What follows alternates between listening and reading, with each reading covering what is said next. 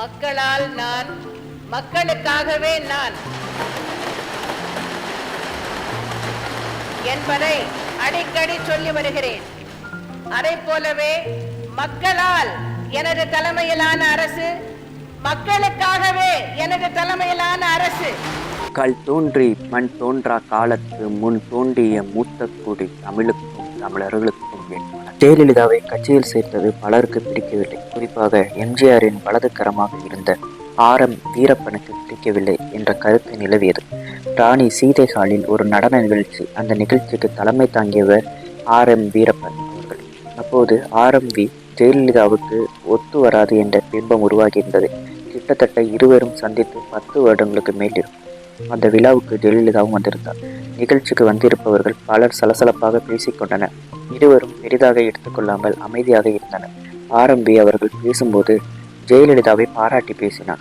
அங்கு சலசலத்தவர்களின் முகம் வெளிரி காண 1983 ஜனவரி 28ஆம் தேதியன்று அதிமுகவின் கொள்கை பரப்பு செயலாளர் ஆக பொறுப்பேற்றார். அக்டோபர் 2, 1984 காந்தி ஜெயந்தி. ஒவ்வொரு வருடமும் காந்தி பிறந்த தினத்திற்கு காந்தி சிலைக்கு மாலை அணிவிப்பது எம்ஜிஆரின் வழக்கம். அன்றைய தினமும் மாலை அணி வீட்டுக்கு திரும்பினார். அவருக்கு லேசான மயக்கம் அப்போது பெரிதாக தெரியவில்லை. ஆனால் அன்று இரவே படுத்த படுக்கையாகிவிட்டார்.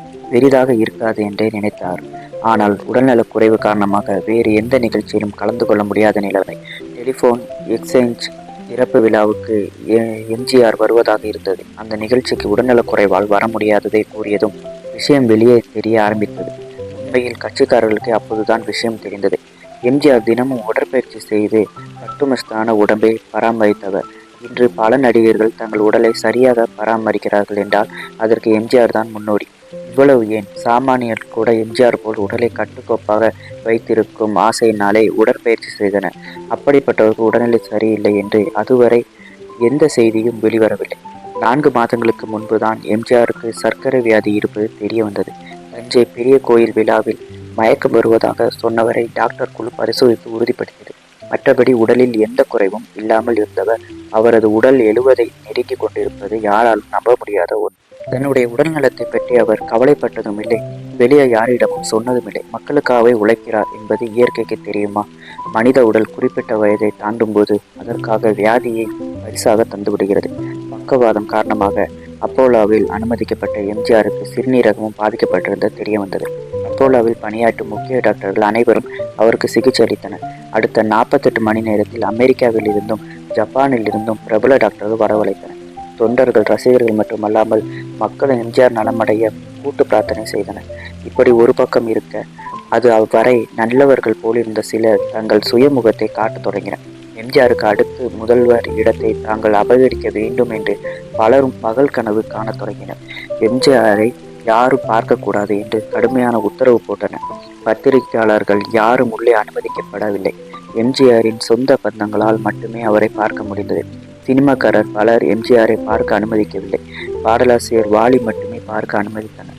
அரசியல் கட்சியில் இருந்ததால் அவர்களால் பார்க்க முடிந்தது. ஆனால் அதற்கு முந்தைய மாதம் வரை கொள்கை பரப்பு செயலராக இருந்த ஜெயலலிதாவால் எம்ஜிஆரை பார்க்க முடியவில்லை. காரணம், ஜெயலலிதாவின் தலையீடுகளாலும் முன்னேற்றத்தாலும் அதிருப்தி அடைந்திருந்த ஒரு சிலர் இத்தருணத்தில் அவருக்கு எதிராக திரும்பியிருந்தனர். எம்ஜிஆரை தூரத்தில் நின்று பார்த்துவிட்டு வருவதாக ஜெயலலிதா சொல்லி பார்த்தார். ஆனால் அனுமதி கிடைக்கவில்லை. அந்த அளவுக்கு அரசியல் வேலை செய்தது. அக்டோபர் 16, 1984 பிரதமர் இந்திரா அம்மையார் அப்போலோவுக்கு வந்து எம்ஜிஆரை பார்த்தார். சீக்கியர்களின் தீவிரவாதம், ஆபரேஷன் ப்ளூ ஸ்டார் பிரச்சனை என்று பிரதமருக்கு ஏகப்பட்ட சிக்கல்கள் அச்சமயத்தில் இருந்தது. அந்த தருணத்திலும் எம்ஜிஆரை பார்க்க வேண்டும் என்று பிரதமர் விரும்பினார். பாதுகாப்பு காரணம் கருதி பிரதமரின் வருகை கடைசி வரை ரகசியமாகவே வைக்கப்பட்டிருந்தது. ஜெயலலிதாவுக்கு பிரதமர் போனில் ஆறுதல் கூறினார். எம்ஜிஆரை பார்த்து சென்ற 10வது நாளில் பிரதமர் இந்திரா காந்தி அம்மையார் சீக்கிய காவலாளிகளால் சுட்டுக் கொல்லப்பட்டார். பல இடங்களில் சீக்கியர்கள் மீது தாக்குதல் நடத்தப்பட்டது. ஒரு சிலர் கொல்லப்பட்டனர். அது மட்டுமில்லாமல் டெல்லி அரசியலில் பரபரப்பு ஏற்பட்டது. பிரதமர் இடத்தை யார் நிரப்பப் போகிறார் என்பதுதான் அரசியல் பேச்சாக இருந்தது. பிரதமரின் மூத்த மகனான ராஜீவ்காந்தி அவசரமாக பிரதமராக தேர்வு செய்தனர். 3வது தலைமுறையாக நேரு குடும்பத்தில் இன்னொரு பிரதமர். திடீரென்று ஒரு நள்ளிரவில் எம்ஜிஆரும் பேசும் சக்தியை இழந்தார். ஜானகி அம்மா பதறினார். அரசியல் கட்சி தொண்டர்கள் அதிர்ச்சி அடைந்தனர். பரிசோதனை செய்த டாக்டர் அவரின் மூளையில் ஒரு கட்டி இருப்பதாக கூறினார்கள். சிகிச்சைக்காக அமெரிக்காவுக்கு அழைத்து செல்ல வேண்டும் என்றனர். எப்படியாவது எம்ஜிஆரை காப்பாற்றியாக வேண்டும். அவருக்காக 3 லட்சம் ரூபாய் செலவில் சிலிக்கான் வாட்டர் பேக் தயார் செய்யப்பட்டது. அமெரிக்காவுக்கு சென்ற பின்னரும் எம்ஜிஆரின் சின்ன புகைப்படம் கூட வெளியே வரக்கூடாது என்பதில் கவனமாக இருந்தார்கள். எம்ஜிஆருக்கு மாற்று சிறுநீரக ஆபரேஷனுக்கு நாள் குறித்தார்கள். டிசம்பர் 4, 1984 ஜெயலலிதா தனது சூறாவளி பிரச்சாரத்தை தென் மாவட்டங்களிலிருந்து ஆரம்பிப்பதாக கூறினார். ஜெயலலிதாவை பல மேல் மட்டத்திலிருந்து ஓரம் கட்ட நினைத்தாலும் ஜெயலலிதாவின் மனம் தளரவில்லை. பிரச்சாரத்திற்கு செல்லும் முதல் வேலையாக ஆரம்பி அவர்களுக்கு போன் செய்து, ஆண்டிப்பட்டியிலிருந்து பிரச்சாரத்தை ஆரம்பிக்கிறேன், உங்களுடைய ஆசீர்வாதம் தேவை என்று கூறினார். எம்ஜிஆர் ஆண்டிப்பட்டி தொகுதியில் படுத்த படுக்கையில் இருந்தபடியே போட்டியிட்டார். அவரை ஆதரித்து ஜெயலலிதா பேசிய முதல் கூட்டத்துக்கு நல்ல வரவேற்பு கிடைத்தது. ஜெயலலிதா மேடை ஏறியதும் மக்கள் பலத்த கரகோஷம் எழுப்பினர். எம்ஜிஆர் நலமாகவே இருக்கிறார், தமிழக முதல்வராக சிகிச்சை எடுக்க சென்றார், தமிழக முதல்வராகவே அவர் தாயகம் திரும்பி வருவார், இது உறுதி என்றார். கூட்டத்தில் பலத்த கைத்தட்டல். அமைதி அமைதி. கூட்டத்தை அமைதிப்படுத்தி மேலும் ஜெயலலிதா பேசினார். உங்களுக்கெல்லாம் ஒரு வேண்டுகோள். திமுக தலைவர் கருணாநிதி நாளை இங்கே பேச வருவார். அப்போது இந்த நல்ல செய்தியை அவருக்கு எடுத்து சொல்லுங்கள். எம்ஜிஆர் வாழ்க, எம்ஜிஆர் வாழ்க என்று புன்னகையோடு மக்கள் மீண்டும் கைத்தட்டினர். டிசம்பர் 19, 1984 நாடாளுமன்ற தேர்தலுக்கு இன்னும் சரியாக 8 நாள் இருந்த சமயம் கட்சி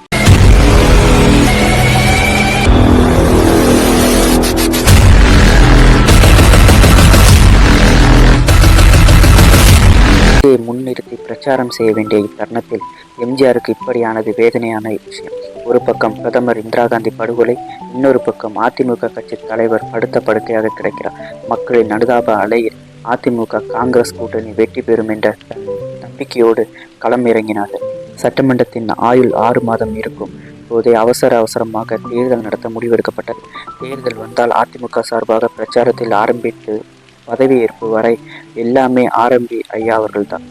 ஆட்சி மன்ற குழுவிலோ தலைமை கழக நிர்வாகத்திலோ ஜெயலலிதா பொறுப்பில் எதுவும் இல்லாமல் இருந்தது. ஜெயலலிதாவை ஓரங்கட்டவே பலர் ஆலோசனை கூறினர். ஆரம்பி அவர்களுக்கும் தேர்தல் வேளையில் இந்த பிரச்சனை கண்ணில் படவில்லை. தேர்தலில் ஜெயலலிதாவின் ஆதரவாளர்களுக்கு சீட்டு கிடைக்கவில்லை. பிரச்சாரத்திலும் கூட ஜெயலலிதாவும் அவரது ஆதரவாளர்களும் ஒதுக்கி வைக்கப்பட்டார்கள். எல்லாம் மேலிடத்திற்கு தெரியாமல் செய்தனர். ஜெயலலிதா பிரச்சாரத்துக்கு வருவாரா மாட்டாரா போன்ற கேள்விகள் எல்லாம் எழுப்பினர். ஜெயலலிதா நிச்சயம் கட்சியை ஆதரித்து பிரச்சாரம் செய்வார் என்று நெடுஞ்செழியன் அறிவித்தார்.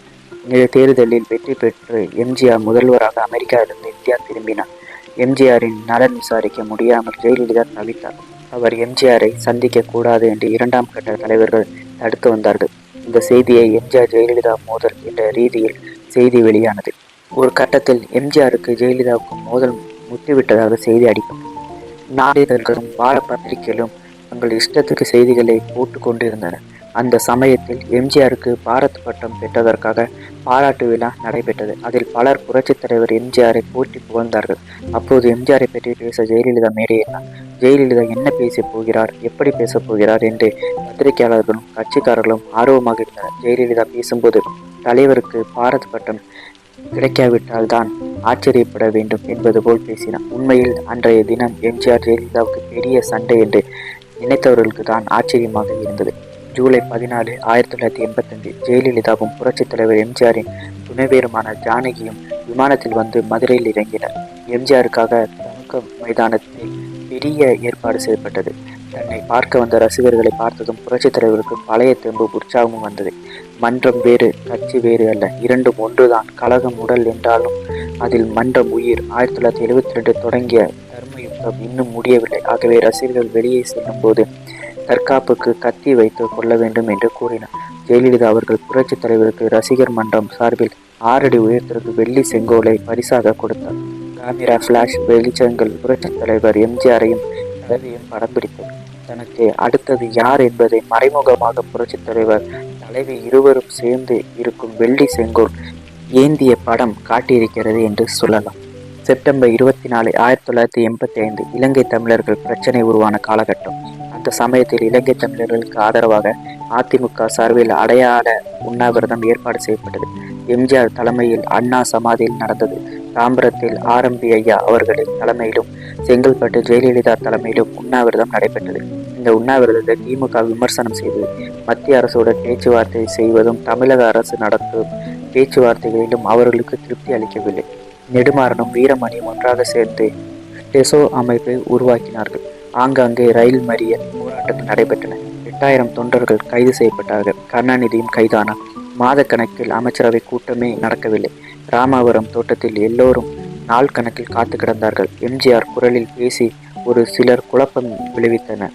எம்ஜிஆரின் உடல்நலம் சரியில்லாமல் இருப்பதை எப்படியாவது பயன்படுத்தி கொள்ள வேண்டும் என்று ஒரு சிலர் பயன்படுத்தி கொள்ள நினைத்தார்கள். ஆட்சியை நம்பிக்கையான ஆட்களிடம் ஒப்படைத்துவிட்டு எம்ஜிஆர் ஓய்வு எடுக்க செல்ல வேண்டும் போன்ற விமர்சனங்கள் ஒரு சிலர் பேசினர். ஆனால் அதற்கு அவசியமில்லாமல் RMV நெடுஞ்செழியன், ஜெயலலிதா போன்றவர்கள் எம்ஜிஆரின் பேரில் சிறப்பாக ஆட்சி செய்தனர். டிசம்பர் 2, 1987 சென்னை கத்திப்பாரா சந்திப்பில் இருக்கும் நேரு சிலை திறப்பு விழாவுக்காக சிறப்பு விருந்தினராக பிரதமர் ராஜீவ்காந்தி வந்திருந்தார். எம்ஜிஆரின் உடல்நிலையை பற்றி மிகுந்த அக்கறையுடன் விசாரித்தார். எம்ஜிஆரின் உடல்நிலை குறைபாடு, அரசியலில் பிரச்சனைகள், நிர்வாகங்கள் போன்றவற்றை முன்பே கேள்விப்பட்டிருந்தார். எம்ஜிஆரின் உடல் நலத்தை விசாரித்துவிட்டு கிளம்பும் நேரத்தில் மனத்தில் தோன்றியது பிரதமர் ராஜீவ்காந்தி வெளிப்படையாக கூறினார். துணை முதல்வர் பதவியை உருவாக்கி அதில் ஜெயலலிதாவை நியமித்துவிட்டு ஓய்வு எடுக்கலாமே என்பதுதான் அந்த விஷயம். எம்ஜிஆர் சின்னதாக புன்னகை செய்தார். அதன் பிறகு பிரதமர் சென்றுவிட்டார். தனக்கு பின்னால் யார் வருவார் என்பதை பற்றி எம்ஜிஆர் கடைசி வரை வாய் திறக்க அதை பற்றி தீவிரமாக யோசித்தார். யாரை தனது அரசியல் வாரிசாக தேர்ந்தெடுப்பது? அப்படி ஒருவரின் பெயரை அறிவித்தால் நிச்சயம் கட்சி பிளவுபடும். அதனால் யார் முக்கியம் என்பதை எம்ஜிஆரால் உடனடியாக முடிவெடுக்கவில்லை. எம்ஜிஆரின் உடல்நிலை மீண்டும் மோசமடைந்து மருத்துவர்கள் தீவிர சிகிச்சை அளித்தனர். ஆனால் எதுவும் பயனளிக்கவில்லை. டிசம்பர் 24, 1987 அன்று எம்ஜிஆர் மரணம் அடைந்தார். ஜனவரி 1989 சட்டமன்ற தேர்தலில் 4 முனை போட்டி. அதிமுக 2 கட்சியாக உடைக்கப்பட்டு சந்தித்த முதல் தேர்தல். ஜானகி தலைமை அதிமுக அணி, ஜெயலலிதா தலைமை அதிமுக அணி. எம்ஜிஆர் இருக்கும்போது ஒன்றாக இருந்த கட்சி 2 பிரிவாக தேர்தலை சந்தித்தது. வேதனையான விஷயம், காங்கிரஸ் கட்சி தனித்து நின்று போட்டியிட்டது. ஜானகியின் அணிக்கு ஆதரவாக நடிகர் திலகம் சிவாஜி கணேசன் ஆதரவளித்தார். எம்ஜிஆருக்கு பிறகு தமிழ்நாட்டில் நடிகர் திலகம் சிவாஜிக்கு ரசிகர் பலம் அதிகம். அப்படிப்பட்ட பெரிய பலத்தோடு ஜெயலலிதா மோத வேண்டியதாக இருந்தது. அதிமுக கட்சி 2ஆக பிளவுபட்டு போட்டியிட்டதால் இரட்டை இலை சின்னம் முடக்கப்பட்டது. ஜெயலலிதா அணிக்கு சேவல் சின்னத்திலும், ஜானகி அணி இரட்டைப்புறா சின்னத்திலும் போட்டியிட்டார்கள். அதிமுக ஆதரவு ஓட்டுகள் 2ஆக பிரிந்ததால் திமுக எளிதில் வெற்றி பெற்றது. ஜெயலலிதாவின் தலைமையிலான அதிமுக அணிக்கு 27 இடங்கள் கிடைத்தன. காங்கிரஸ் கட்சி 3வது இடத்திற்கு தள்ளப்பட்டது. ஜானகி தலைமையான அணி பலரும் டெபாசிட் இழந்தனர். திருவையாறில் போட்டியிட்ட நடிகர் திலகம் சிவாஜி கணேசனும் தோல்வியடைந்தார். போடி நாயக்கனூர் தொகுதியிலிருந்து போட்டியிட்ட ஜெயலலிதா முதல் முறையாக சட்டப்பேரவைக்கு தேர்ந்தெடுக்கப்பட்டார். தன்னை எதிர்த்து போட்டியிட்ட திமுக வேட்பாளரை விட 30,000 வாக்குகள் அதிகமாக பெற்றிருந்தார். அதே தொகுதியில் ஜெயலலிதாவை எதிர்த்து ஜானகி அணி சார்பாக போட்டியிட்ட வெண்ணிற ஆடை நிர்மலா டெபாசிட்டை இழந்தார். இப்போது அதிமுக கட்சியில் வெண்ணிற ஆடை நிர்மலா இணைந்தார். தேர்தல் முடிந்து 1 வாரம் தான் ஆகியிருந்தது. ஜானகி தலைமையிலான அணியின் செயற்குழு கூடியது. அதிமுகவின் எதிர்கால நலன் கருதி, வளர்ச்சியை கருதி ஜெயலலிதா தலைமையிலான அணியுடன் இணைந்து செயல்பட போவதாக தீர்மானம் நிறைவேற்றினார்கள். அது மட்டுமில்லாமல் ஜானகி ஜெயலலிதாவிடம் அரசியலை விட்டு விலகி ஓய்வெடுக்கப் போவதாக சொன்னார். ஒன்றுபட்ட அதிமுகவின் செயற்குழு கூட்டம், MLAக்கள் கூட்டமும் ஏற்பாடு செய்யப்பட்டது. அதில் கட்சியின் பொதுச் செயலாளராக ஜெயலலிதா தேர்ந்தெடுக்கப்பட்டார். இதன் மூலம் தமிழ்நாட்டின் முதன்முறையாக சட்டமன்றத்தின் எதிர்க்கட்சி தலைவராக ஒரு பெண் நியமிக்கப்பட்டார். எம்ஜிஆரின் ஓட்டு வங்கி சரிந்து விடாமல் பார்த்து கொள்வதுதான் ஜெயலலிதாவின் முன்னிருந்த முக்கியமான சவாலாக இருந்தது. 37 பேர் கொண்ட அரசியல் விவகார உயர்மட்ட குழு உருவாக்கப்பட்டது. கட்சியின் கொள்கை முடிவுகளை உயர்மட்ட குழு தீர்மானிக்கும். உயர்மட்ட குழுவை பொதுச் செயலாளரால் மட்டுமே கூட்ட முடியும். ஜெயலலிதா முன்வைத்த திட்டத்துக்கு கட்சியின் சீனியர்கள் ஒப்புக்கொண்டார்கள். ஆனால் நெடுஞ்செழியன், பண்ருட்டி ராமச்சந்திரன், திருநாவுக்கரசு, KKSSR போன்றவர்கள் கட்சியிலிருந்து விலகி தனியே 4 அணி ஆரம்பித்தார்கள். அதிமுகவை ஜெயலலிதாவிடமிருந்து எப்படியாவது கைப்பற்றுவது என்பதுதான் 4 அணியின் முக்கிய குறிக்கோளாக இருந்தது. 1989 மார்ச் 25 சட்டமன்றம் கூடியது. பட்ஜெட் கூட்டத்தொடரின் முதல் நாள் வழக்கம்போல் சபையை ஆரம்பிக்கும் முன்னர் சபாநாயகர் திருக்குறளை படிக்க ஆரம்பித்தார். பட்ஜெட் உரையை கருணாநிதி படிக்க ஆரம்பித்தார். மக்களுக்கு பயனில்லாதது மட்டுமில்லாமல் பாதிப்புள்ளாக்கும் பட்ஜெட் என்று எதிர்க்கட்சியினர் கருதினர். எதிர்க்கட்சி தலைவர் வரிசையில் முன்னால் அமர்ந்த ஜெயலலிதா அதனை எதிர்த்தார். கருணாநிதி எதிர்ப்பை பற்றி கவலைப்படாமல் வாசித்தார். எது நடந்தாலும் எதிர்கொள்ள தயாராக ஆளுங்கட்சியினரும் தயாராக இருந்தார்கள். ஜெயலலிதா ஒத்திவைப்பு தீர்மானத்தை முன்வைத்தார். தீர்மானத்தை சபை ஏற்றுக்கொண்டு அது பற்றி விவாதம் நடத்த வேண்டும் என்று கூறினார். ஆனால் ஜெயலலிதாவின் தீர்மானத்துக்கு சபாநாயகர் அனுமதி அளிக்கவில்லை. அதைத் தொடர்ந்து வாக்குவாதங்கள் ஆரம்பமாயின.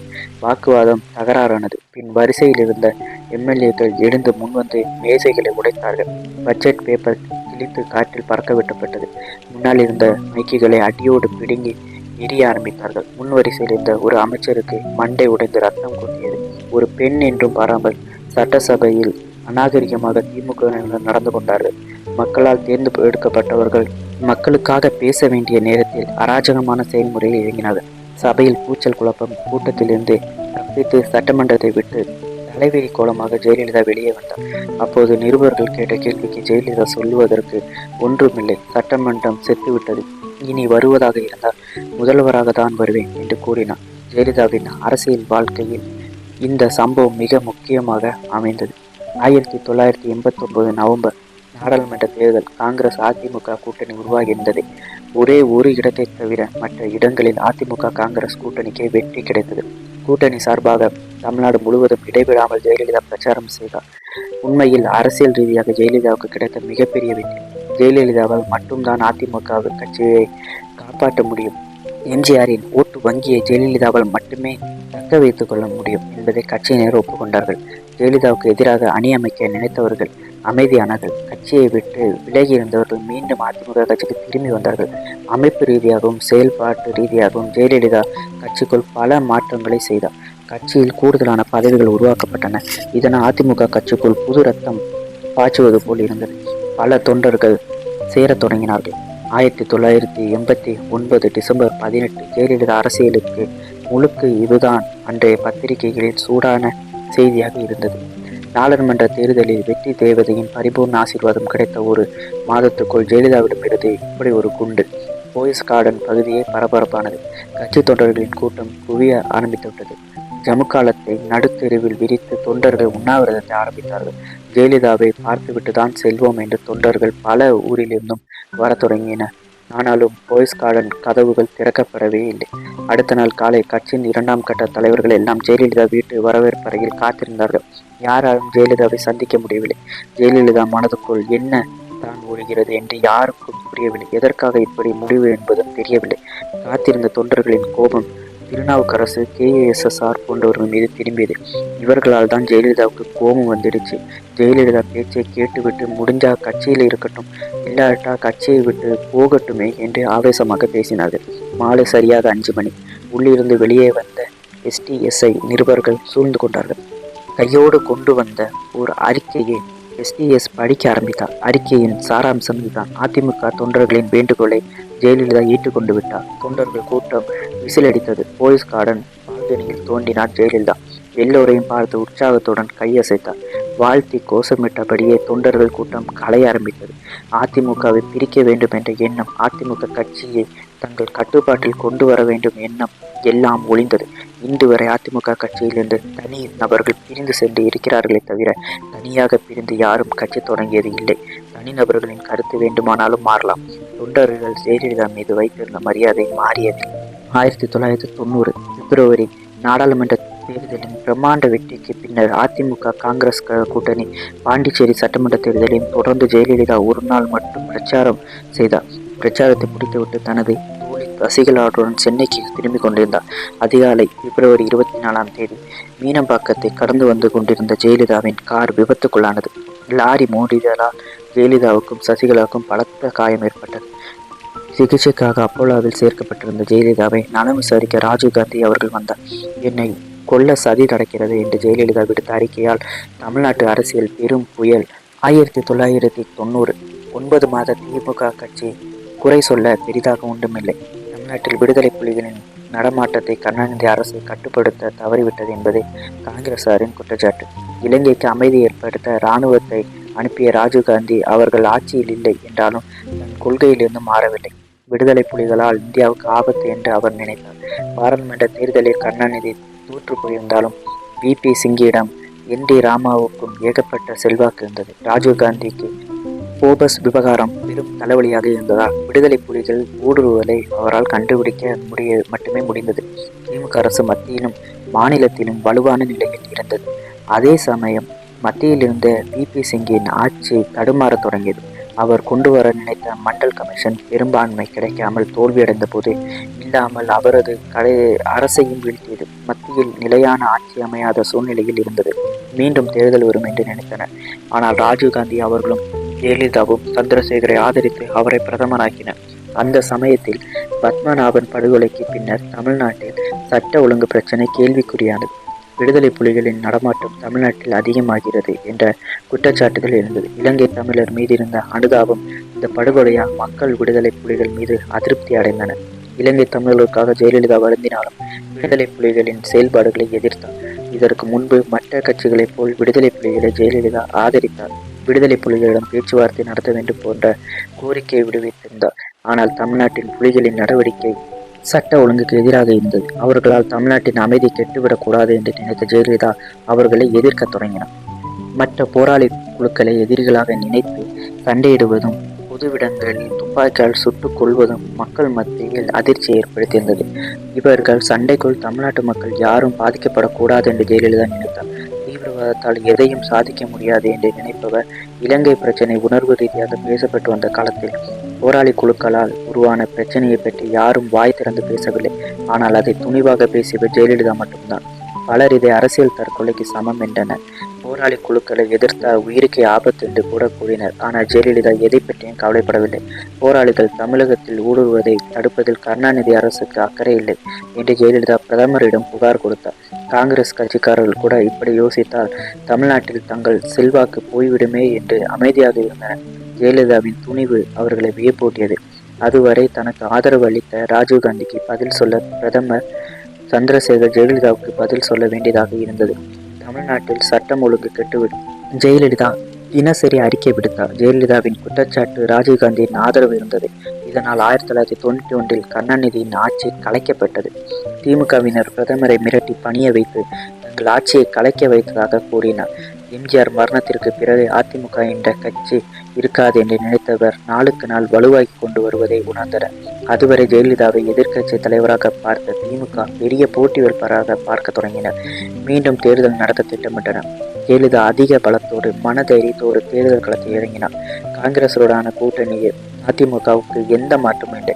தொகுதி பங்கீடு முடிந்தது. அதிமுக வேட்பாளர் தேர்வு முறையை சுறுசுறுப்பாக நடத்தினார். கட்சிக்காரர்களை நேர்காணலுக்கு அழைத்து வேட்பாளர்களை தேர்வு செய்தார். அதிமுகவின் வேட்பாளர்களில் நிறைய பேர் புதுமுகங்கள். அவர்களது திறமை மீது ஜெயலலிதா நம்பிக்கை வைத்தார். அன்று முதல் இன்று வரை ஜெயலலிதாவின் ஸ்டைல் இதுதான். வெற்றிக்கான ரகசியமும் இதுதான். 1991 ஏப்ரல் 21 ஜெயலலிதா தனது தேர்தல் பிரச்சாரத்தை தொடங்கினார். ஆளும் கட்சியிலிருந்து பிரச்சாரம் செய்பவர்கள் பொதுவாக தாங்கள் செய்த சாதனைகளை சொல்லித்தான் ஓட்டு கேட்பார்கள். ஆனால் ஜெயலலிதாவால் தான் தாங்கள் ஆட்சி இழந்தோர், தமிழ் மக்களுக்காக உழைப்பவர்கள் நாங்கள் என்று திமுக பிரச்சாரம் செய்தது. ஜெயலலிதாவை கண்டு அவர்கள் பயப்பட தொடங்கிவிட்டனர் என்பது வெளிப்படையாகவே தெரிந்தது. ஜெயலலிதா செங்கல்பட்டில் ஆரம்பித்து தமிழ்நாடு முழுவதும் பிரச்சாரம் செய்து இறுதியாக சென்னையில் பிரச்சாரத்தை நிறைவு செய்வதாக திட்டமிட்டனர். ஜெயலலிதாவின் பிரச்சாரத்திற்கு பிரத்யேகமாக வேன் வரவழைக்கப்பட்டது. எம்ஜிஆர் சிலைக்கு மாலை அணிவித்து ஜெயலலிதா தனது இரட்டை இலை தொண்டர்களுக்கு காட்டினார். தனது அனல் பறக்கும் பிரச்சாரத்தை தொடங்கினார். அதிமுக வேட்பாளர்கள் ஜெயலலிதாவின் காலில் விழுந்து எழுந்து கைகூப்பி நின்றனர். ஒரு பக்கம் ஜெயலலிதா தனது பிரச்சாரத்தை தொடங்கிவிட்டார். ஆனால் கூட்டணி கட்சியான காங்கிரஸ் இன்னும் வேட்பாளர்களை தேர்வு செய்யவில்லை. யாருக்கு சீட்டு கொடுக்க வேண்டும் என்ற விவாதம் அவர்களுக்குள் இருந்தது. காங்கிரஸ் போட்டியிடும் தொகுதிகளில் வேட்பாளர் யார் என்று தெரியாததால் கை சின்னத்துக்கு ஆதரவளிக்குமாறு பிரச்சாரம் செய்தார். டெல்லியில் நிலையான ஆட்சி, மாநிலத்தில் மலிவு விலை, மதுரத்து. இதுதான் ஜெயலலிதாவின் தேர்தல் வாக்குறுதி. ஜெயலலிதா முன்வைத்த வாக்குறுதிக்கு மக்களிடம் நல்ல வரவேற்பு இருந்தது. பிரச்சாரத்துக்கு பெண்கள் கூட்டம் திரண்டு வந்திருந்தனர். பத்திரிகைகளின் தேர்தல் கருத்து கணிப்புகள் ஜெயலலிதாவின் அடுத்த முதல்வர் என்று கணித்ததால் பிரச்சாரம் விறுவிறுப்பானது. ஜெயலலிதா பர்கூர் மற்றும் காங்கேயம் தொகுதிகளில் வேட்புமனு தாக்கல் செய்தார். 2 தொகுதியில் போட்டியிடுகிறார் என்பதால் 2 தொகுதியிலும் ஜெயலலிதாவின் வரவுக்காக காத்திருந்தனர். ஆனால் மற்ற இடங்களில் பிரச்சாரம் செய்வதற்கு ஜெயலலிதாவுக்கு நேரம் சரியாக இருந்ததால் பக்கூர் தொகுதி பக்கம் ஜெயலலிதாவால் பிரச்சாரம் செய்ய முடியவில்லை. 1991 மே 21 இரவு 10 மணி தருமபுரி பிரச்சார கூட்டத்தில் பேசி முடித்துவிட்டு விருந்தினர் விடுதியில் ஜெயலலிதா ஓய்வு எடுத்துக் கொண்டிருந்தார். அப்போது அங்கு இருக்கும் தொலைபேசி மணி ஒலித்தது. அது சாதாரண ஒலி அல்ல. பின்னாளில் தமிழர்களின் கதறல் என்பதை இன்றைய வரலாறு கூறுகிறது. ஜெயலலிதா போனை எடுத்தார். என்னது, ஓ மை காட்! அதிர்ச்சியில் ஜெயலலிதா உறைந்து போனார். ஸ்ரீபெரும்புதூரில் மனித வெடிகுண்டால் ராஜீவ்காந்தி அவர்கள் கொல்லப்பட்டார் என்பதுதான் அந்த தொலைபேசி செய்தி. ஜூன் 24, 1991 சென்னை பல்கலைக்கழக நூற்றாண்டு விழா மணிமண்டபம். தமிழ்நாட்டு அரசியல் வரலாற்றில் ஒரு பெண் முதல்வர் பதவியேற்கும் நிகழ்ச்சி. இதற்கு முன் எம்ஜிஆர் மனைவி ஜானகி அம்மா முதல்வராக இருந்தாலும் முறைப்படி தேர்தல் முறையில் பெரும்பான்மை பெற்று பதவியேற்ற முதல் பெண் ஜெயலலிதா தான். ராஜீவ்காந்தி வெடிகுண்டு தாக்குதலில் இறந்ததால் தான் அதிமுக காங்கிரஸ் கூட்டணி வெற்றி பெற்றது என்று இன்னும் கூட பலர் பேசுகிறார்கள். மத்தியில் வேண்டுமானால் அப்படி இருக்கலாம். ஆனால் மாநில அளவில் ஜெயலலிதாவின் வெற்றி முன்பே உறுதியாகிவிட்டது. அப்போது வெளியான கருத்து கணிப்பே அதற்கு சாட்சி. சேலைக்கு மேலாக ஒரு ஓவர் கோட் ஜெயலலிதா தன்னுடைய ஆடையில் புதிய மாற்றத்தை கொண்டு வந்திருந்தார்.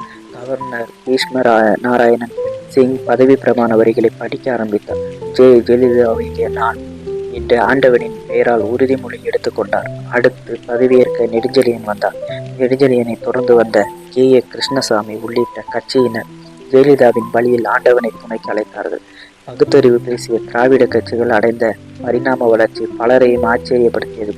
அடுத்து இன்னொரு சுவாரஸ்யமான காட்சியும் அரங்கேறியது. பதவி ஏற்றுக்கொண்டு திரும்பி வரும்போது செங்கோட்டையன் ஜெயலலிதாவின் காலில் விழுந்து வணங்கினார். அவரை தொடர்ந்து வந்த ஜூனியர் அமைச்சர்களும் மறக்காமல் ஜெயலலிதாவின் காலில் விழுந்து வணங்கினார்கள். ஆட்சிக்கு வந்தது அதிமுக, அம்மா திமுக. இது இன்று வரை ஜெயலலிதாவை சந்திக்கும் அமைச்சர்கள், கட்சிக்காரர்கள் காலில் விழுந்து ஆசி பெறுகிறார்கள். இதை பத்திரிகைகளும் பொதுமக்களும் குறைபட்டு விமர்சனம் செய்கிறார்கள். தனது கட்சியினர் யாரும் பொதுவிடங்களில் காலில் விழக்கூடாது என்று ஜெயலலிதாவே உத்தரவிட்டிருக்கிறார். ஆனால் யாரும் கேட்பதாக இல்லை. ஜெயலலிதாவே சொல்லி அதிமுக தொண்டர்கள் கேட்காத ஒரே உத்தரவு இதுதான். ஜெயலலிதா முதல்வரானவுடன் முதலில் கையெழுத்திட்டது மலிவு விலை மதுவை ஒழிக்கும் உத்தரவில்தான். பல கிராம மக்கள் மதுவால் சீரழிந்து வந்தார்கள். இந்த உத்தரவில் கையெழுத்து போட்டதும் பல வீட்டு பெண்களின் தெய்வமாக ஜெயலலிதா மாறினார். அடுத்து நிர்வாக சீர்திருத்தங்களை மேற்கொண்டார். மாவட்டங்களின் எல்லைகளை மாற்றியமைத்தார். நிர்வாகத்தை எளிதாக்க புது மாவட்டங்கள் உருவாக்கினார். மாவட்டங்களின் பெயர்களுக்கு தலைவர்களின் பெயர்கள் வைக்கப்பட்டன. முன்பே கூறியது போல் ஜெயலலிதாவுக்கு இலங்கை தமிழர் மீது அனுதாபம் உண்டு. ஆனால் விடுதலை புலிகள் மீது துளி கூட அனுதாபம் கிடையாது. மற்றவர்கள் அவர்களை போராளிகள் என்று சொன்னாலும் நமது முன்னாள் பிரதமரை கொண்டவர்கள். அவர்கள் இந்தியாவுக்கு தீவிரவாதிகள் என்பதில் சந்தேகமே இல்லை. விடுதலை புலிகளை தமிழகத்தில் ஒடுக்குவதில் ஜெயலலிதா தீவிரம் காட்டினார். விடுதலை புலிகளின் வயர்லெஸ் நெட்வொர்க் உடைக்கப்பட்டு தமிழ்நாட்டு தொடர்புகள் துண்டிக்கப்பட்டது. கடலோர பகுதியான ராமேஸ்வரத்தில் பாதுகாப்பு கெடுபிடிகள் அதிகரிக்கப்பட்டன. இன்னொரு பக்கம் சமூக நல திட்டங்களுக்கான அறிவிப்புகளும் வெளிவந்தன. பெண் குழந்தைகளை குப்பை தொட்டியில் வீசும் பரிதாப நிலையை தவிர்க்க தொட்டில் குழந்தை திட்டம் ஆரம்பித்தார். இதன்படி மாவட்டம் தோறும் ஆதரவற்ற குழந்தைகளுக்கான காப்பகங்கள் ஆரம்பிக்கப்பட்டன. 1991 காவேரி பிரச்சனை. இன்று வரை தமிழ்நாட்டை தொடரும் பிரச்சனை. எத்தனை வழக்குகள், மேல்முறையீடுகள் என்று வந்தாலும் சாப விமோசனம் கிடைக்காத பிரச்சனை. அப்படிப்பட்ட பிரச்சனையில் தமிழகத்துக்கு சாதகமான தீர்ப்பு கிடைத்தது. ஆனால் கர்நாடகர்கள் கோர்ட்டுப்படி தமிழகத்திற்கு தண்ணீர் தரவில்லை. தங்கள் கோபத்தை அங்கிருந்த தமிழர்கள் மீது காட்டினர். பெங்களூரில் தமிழர்களுக்கு எதிரான தாக்குதலை ஆரம்பித்தார்கள். அதைத் தொடர்ந்து மைசூர், மாண்டியா போன்ற பகுதியில் வசிக்கும் தமிழர்களின் குடும்பங்கள் மீது தாக்குதல் நடந்தது. தமிழர்கள் மீது தாக்குதல் நடத்துவதை கர்நாடக அரசு ஒன்றும் கட்டுப்படுத்தவில்லை. அவர்களை பொறுத்தவரை காவிரி பிரச்சனை ஒரு அரசியல் பிரச்சனை. தமிழ்நாட்டுக்கு தண்ணீர் கொடுக்க கூடாது என்று சொல்லும் வரையில்தான் அவர்களுக்கு ஓட்டு கிடைக்கும். அதனால் யார் அங்கு ஆட்சிக்கு வந்தாலும் அவர்கள் நிலைப்பாடு மாறப்போவதில்லை. கர்நாடகாவில் தமிழர்கள் தாக்கப்படுவதை கண்டித்து மெரினா கடற்கரையில் ஜெயலலிதா உண்ணாவிரதம் இருந்தார். தமிழ்நாட்டின் முதல்வர் கர்நாடகத்தை கண்டித்து சாகும் வரை உண்ணாவிரதம் இருந்ததால் மத்திய அரசு பரபரப்பானது. அதுவும் தங்கள் கூட்டணி கட்சி முதல்வர் உண்ணாவிரதம் இருக்கிறார் என்பதால் ஊடகங்கள் இன்னும் பெரிதாக்கின. டெல்லி வட்டாரம் கர்நாடக அரசை கடுமையாக எச்சரித்தது. 3 நாள் தொடர்ந்த உண்ணாவிரதத்தை ஜெயலலிதா மேற்கொண்டார். மத்திய அரசின் வேண்டுகோளுக்கு பின்னர் ஜெயலலிதா தனது உண்ணாவிரதத்தை முடித்து கொண்டார். காவிரி பிரச்சனை உச்சத்துக்கு வரப்போவதெல்லாம் கர்நாடக அரசுக்கு எதிராக ஜெயலலிதா கடுமையான நிலைப்பாட்டை எடுப்பார். 31 ஜனவரி 1992 ஜெயலலிதா முதல்வர் பொறுப்பேற்ற முதல் பட்ஜெட் கூட்டத்தொடர். கோட்டையில் கட்சி மாநாடு போல் ஜெயலலிதாவை வரவேற்க ஏகப்பட்ட ஏற்பாடுகள் செய்யப்பட்டிருந்தன. சபாநாயகரை வாசல் வரை வந்து ஜெயலலிதாவை வரவேற்றார். ஜெயலலிதா பேசும்போதெல்லாம் சபாநாயகர் மரியாதை தரும் விதமாக பேசினார். ஆனால் அவருடைய மரியாதையை அன்றைய பத்திரிகை கிண்டலடித்தன. டிசம்பர் 6, 1992 இந்திய தேசிய ஒருமைப்பாட்டுக்கு கருப்பு நாள். அதுவரை இந்து முஸ்லிம்களுக்கு சிறு சச்சரவுகள் வந்திருக்கிறது. ஆனால் அன்றைய தினம் அயோத்தியில் பாபர் மசூதி இடிக்கப்பட்டு நாடு முழுக்க பிரளயம் ஏற்பட்டது. இந்து முஸ்லிம் கலவரம் நாடு முழுவதும் பரவி கொண்டிருந்தது. எப்போது எங்கு எப்படி பிரச்சனை வரும் என்று சொல்ல முடியாதது. ஆனால் தமிழ்நாட்டில் மட்டும் எந்த சலனமும் இல்லை. வட இந்திய பகுதிகள் பாதிக்கப்பட்டது போல் இங்கு எந்த பிரச்சனையும் நடக்கவில்லை. அந்த அளவிற்கு சட்ட ஒழுங்கு ஜெயலலிதாவின் கட்சி பார்த்து கொண்டது என்றுதான் சொல்ல வேண்டும். ஜனவரி 1995 தஞ்சையில் உலகத்தமிழ் மாநாடு. அண்ணா, எம்ஜிஆர் ஆகியோர் முதல்வராக இருந்தபோது உலகத்தமிழ் மாநாடு நடத்தினார்கள். ஜெயலலிதாவின் ஆசியால் தமிழ் மாநாடு தஞ்சையில் நடந்தது. உலகமெங்கிலும் இருந்து தமிழறிஞர்கள், தமிழ் ஆள்வர்கள் சந்தையில் கூடினர். மாநாட்டிற்கு சிறப்பான ஏற்பாடுகளை ஜெயலலிதாவின் அரசு செய்திருந்தது. தஞ்சை நகரமே சீர்படுத்தப்பட்டு ஜொலித்தது. மாநாட்டினால் தஞ்சை மக்களுக்கு தரமான சாலைகள் கிடைத்தன. நடந்த தமிழ் மாநாட்டில் தமிழுக்கு அடுத்தபடியாக மற்றவர்கள் புகழ்ந்து பேசியது ஜெயலலிதாவை தான். மாநாட்டில் கணினி தமிழ் குறித்த தீர்மானங்கள் நிறைவேற்றப்பட்டன. மற்ற தொழில்களில் உள்ள சொற்களை தமிழில் பயன்படுத்துவது தவறில்லை. தமிழ் வார்த்தைகள் பயன்படுத்துகிறோம் என்று சொல்லி கடுமையான சொற்களால் சொல்ல வரும் விஷயம் மற்றவர்களுக்கு புரியாமல் போகக்கூடாது என்பதே மாநாட்டில் கூறப்பட்டது. மாநாடு நல்லபடியாக நடக்கும் என்பதில் சந்தேகமே இல்லை. ஆனால் மாநாட்டுக்கு பிரதமர் வருவாரா என்பது சந்தேகமாக இருந்தது. ஊடகங்களும் அப்படித்தான் பேசியது. காங்கிரசுடன் கூட்டணி கேள்விக்குறியாக இருந்ததா? பலரும் அப்படி நினைத்தார்கள். ஆனால் கடைசி நேரத்தில் நரசிம்மராவ் மாநாட்டில் கலந்து கொண்டு ஊடகத்தின் சந்தேகங்களுக்கு முற்றுப்புள்ளி வைத்தார். 1996 தேர்தல், சட்டமன்ற நாடாளுமன்ற தேர்தல் அறிவிக்கப்பட்டது. இந்த முறையும் காங்கிரஸ் கட்சி அதிமுகவுடன் கூட்டணி அமைத்தது. இதனை மூப்பனார் அவர்கள் கடுமையாக எதிர்த்தார். காங்கிரஸ் கட்சியிலிருந்து விலகி தமிழ் மாநில காங்கிரஸ் என்ற புதிய கட்சியை தொடங்கினார். அது மட்டுமில்லாமல் எதிர்த்தரப்பில் இருக்கும் திமுகவுடனும் கூட்டணி அமைத்தார். முதல்வர் ஜெயலலிதா பர்கூரில் போட்டியிடுவதாக இருந்தது. உளவுத்துறை அதிமுகவினர் வெற்றி வாய்ப்பை அறிந்து கொள்ளவும் மக்களின் மனநிலையை தெரிந்து கொள்ளவும் சர்வே எடுத்தார்கள். ஒவ்வொருத்தரும் தாங்கள் சேகரித்த தகவல்களை தலைமை அதிகாரியிடம் தங்கள் கணிப்பை கொடுத்தனர். அப்போது பர்கூர் தொகுதியை பற்றி அங்கு தகவல் சேகரித்த அதிகாரி ஜெயலலிதா 5000 வாக்குகள் வித்தியாசத்தில் தோற்று போகக்கூடிய வாய்ப்பு இருக்கிறது என்றார். தலைமை அதிகாரிக்கு என்ன செய்வது என்று தெரியவில்லை. ஜெயலலிதாவிடம் நீங்கள் தோற்று விடுவீர்கள் என்று சொல்ல தைரியம் இல்லை. அம்மா, நீங்கள் ஜெயிப்பீங்க, அதில் எந்த பிரச்சனையும் இல்லை என்று சொல்லிவிட்டார். உதவி மாண்புமிகு உளவுத்துறை வே. ராமநாதன். மே 1996 சட்டமன்ற முடிவுகள் பற்றிய அறிவிப்புகள் வர ஆரம்பித்தன. பர்கூரில் போட்டியிட்ட ஜெயலலிதா அவரை எதிர்த்து போட்டியிட்ட திமுக வேட்பாளரான சுகவனத்தை விட 9000 வாக்குகள் குறைவாக பெற்று தோல்வியை தழுவினார் என்று அறிவித்தனர். உளவுத்துறை அதிகாரிகள் சரியான தகவல் கொடுத்திருந்ததால் ஜெயலலிதா தனது தோல்வியை தவிர்க்கும் முயற்சியில் இறங்கியிருப்பார். தன்னை சுற்றி அவர் ஏற்படுத்திய பிம்பம் அவருக்கு பாதகமாக அமைந்தது. தமிழ்நாட்டில் காமராசர், ராஜாஜி போன்ற தலைவர்களை தேர்தலில் தோல்வியுற்று இருக்கிறார்கள். தேர்தல் தோல்வி ஜெயலலிதாவை பாதிக்கவில்லை. ஆனால் அதிமுக தொண்டர்கள் மனம் வருந்தினர். பலரால் தங்கள் தோல்வியை விட ஜெயலலிதாவின் தோல்வியை ஏற்றுக்கொள்ள முடியவில்லை. உண்மையில் காங்கிரஸ் கட்சியுடனான கூட்டணி எடுபடவே இல்லை. தமிழ்நாடு காங்கிரஸ் கமிட்டியின் தலைவர் குமரி அனந்தனும் டெபாசிட்டிலிருந்து தோல்வி தழுவினார் என்று பத்திரிகைகள் கருத்து தெரிவித்தன. டிசம்பர் 7, 1996 காலை 8 இருக்கும். ஜெயலலிதாவின் வீட்டு வாசலில் காவலர்கள் வந்தனர். ஜெயலலிதாவின் பாதுகாப்புக்கு அல்ல, அவரை கைது செய்யும் போது பிரச்சனை வரக்கூடாது என்பதற்காக ஜெயலலிதா வீட்டில் வருமானத்துறையினர் சோதனை நடத்தினர். சோதனையின் போது நகரும் சொத்துக்களான 800 கிலோ வெள்ளி, 28 கிலோ தங்கம், 750 ஜோடி காலணிகள், 10,500 புடவைகள், 91 கைக்கடிகாரங்கள் மற்றும் சில மதிப்புமிக்க பொருட்களை கைப்பற்றினர். மேலும் 44 ஏசி, 50 லட்சம் பெருமானம் உள்ள பர்னிச்சர், 19 கார், 58 கோடி சம்பந்தப்பட்ட சொத்து பத்திரங்கள் சோதனையின் போது தூக்கியது. இச்சொத்துக்களின் அன்றைய மதிப்பு 66.65 கோடியாகும். அவை அனைத்தும் சென்னையில் உள்ள ரிசர்வ் வங்கியின் காப்பகத்தில் வைக்கப்பட்டன. ஆட்சியின் போது வருமானத்திற்கு அதிகமாக சொத்து சேர்த்தப்பட்டதற்காக ஜெயலலிதா கைது செய்யப்பட்டார்.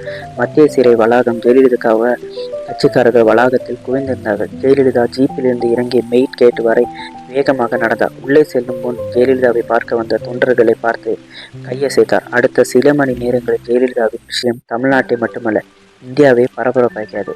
திமுக பழி வாங்கும் நடவடிக்கையில் இறங்கியுள்ளது என்று அதிமுகவினர் கூறினர். ஒவ்வொரு நாளும் புது வழக்குகள் தொடரப்பட்டன. ஜெயலலிதா மீதான வழக்குகளை விசாரிப்பதாக சிறப்பு நீதிமன்றம் ஏற்படுத்தப்பட்டது. வழக்கு விசாரணைகள் ஆண்டு கணக்கில் நீண்டது. அடுத்து அந்த 6 ஆண்டுகளுக்கு ஜெயலலிதாவுக்கு நிஜமான சோதனை காலங்கள். அதுவும் குறிப்பாக 2 முக்கியமான வழக்குகளில் கிடைத்த தீர்ப்பு ஜெயலலிதா மீண்டும் தேர்தலில் நிற்க முடியாத சூழ்நிலையை உருவாக்கியது. 1998 நாடாளுமன்ற தேர்தல் தேதிகள் அறிவிக்க ஜெயலலிதா ஆட்சியில் இருந்து இறங்கி 2 ஆண்டுகள் ஆகின்றன. அதுவரை தமிழ்நாட்டு சரித்திரத்தில் மக்கள் சந்திக்காத பிரச்சனையை சந்திக்க வேண்டியதாக இருந்தது. தீவிரவாத வெடிகுண்டு தாக்குதல். கோயம்புத்தூர் குண்டுவெடிப்பு தமிழ்நாட்டின் வரலாற்றில் ஒரு கருப்பு பக்கம் என்றுதான் சொல்ல வேண்டும். அடுத்த துயர சம்பவம் மக்களின் மனநிலையை மாற்றியிருந்தது. அதன் பிரதிபலிப்பு நாடாளுமன்ற தேர்தல் முடிவில் தெரிந்தது. அதிமுக கூட்டணியில் பாமக, மதிமுக, பாஜக இருந்தார்கள். திமுக, தமாக கூட்டணி வலுவாக இருந்தது. என்னதான் வலுவாக இருந்தாலும் மக்களின் ஆதரவு ஜெயலலிதாவுக்கு தான் இருந்தது. 30 இடங்களில் அதிமுக கூட்டணி வெற்றி பெற்றது. நம்பிக்கை தீர்மானத்தில் அதிமுக தெலுங்கு தேசம் கட்சியின் ஆதரவில் பாஜக கட்சியினர் மத்தியில் ஆட்சி அமைத்தனர். புதிய பிரதமராக வாஜ்பாய் பொறுப்பேற்றுக் கொண்டார். அப்போதைய பாஜக ஆட்சியில் திறம்பட வேலை செய்ய முடியவில்லை. பூட்டா சிங், ராமகிருஷ்ணா ஹெக்டே, ராம் ஜெத்மலானி போன்ற அமைச்சர்கள் மீது ஊழல் குற்றச்சாட்டு இருந்தது.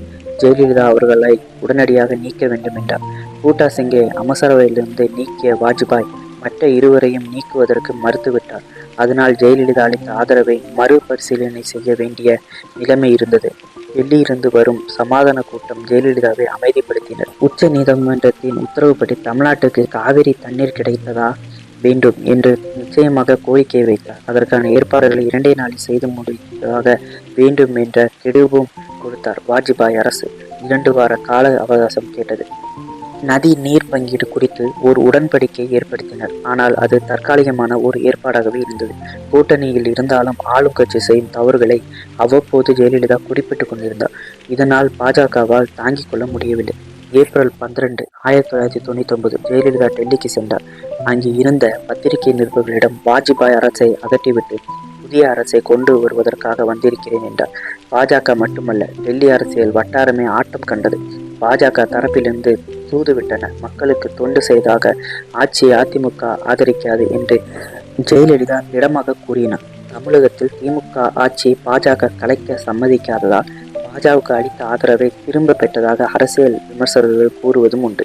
ஏப்ரல் 14, 1999 நெடுஞ்செழியன், தம்பிதுரை, தேடப்பட்டி முத்தையா ஆகியோர் சனாதிபதி மாளிகையில் வாஜ்பாய் அரசுக்கு அளித்த வந்த ஆதரவை விலக்கிக் கொள்வதாக கூறினார். வாஜ்பாய் நம்பிக்கை எடுப்பு தீர்மானம் கோரினார்.